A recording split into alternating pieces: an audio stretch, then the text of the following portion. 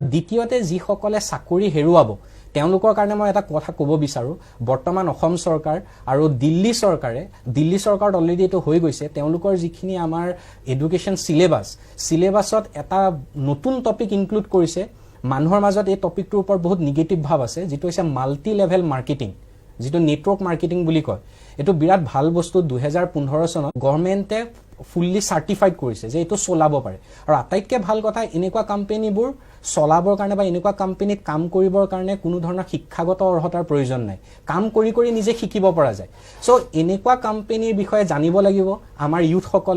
আমাৰ ইউথসকলে চাকৰিৰ পিছত দৌৰি ফুৰিব নালাগিব নিজে কিবা কৰিবৰ কাৰণে নেটৱৰ্ক মাৰ্কেটিং কি কাৰণ এটা গভৰ্ণমেণ্টে যেতিয়া নিজৰ সিলেবাছত এই বস্তুটো ইনক্লুড কৰিছে ডেফিনেটলি তেওঁলোকে জনাব খুজিছে যে যিসকলৰ জব হেৰুৱাব বা